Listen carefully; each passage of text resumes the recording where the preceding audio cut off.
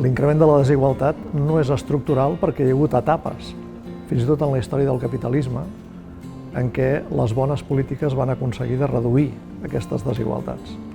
Però d'ençà del gir neoliberal, aquestes desigualtats s'han incrementat altra vegada d'una forma exponencial. Aleshores, no podem considerar-ho un fenomen conjuntural perquè les conseqüències són massa dramàtiques i fa massa temps que dura, i, evidentment, esdevindrà estructural plenament si no fem res per evitar-ho.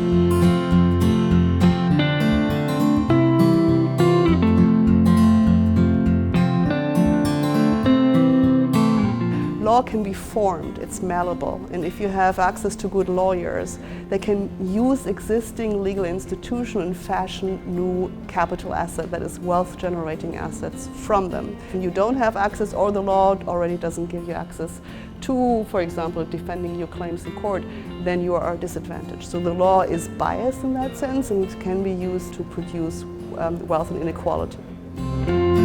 I would start with trying to reverse some of the privatization of lawmaking and law enforcement. So this would include choosing by which law you want to be governed, and to make sure that we have more political space, policy space within democratically elected polities to set our rules rather than outsourcing them to private actors.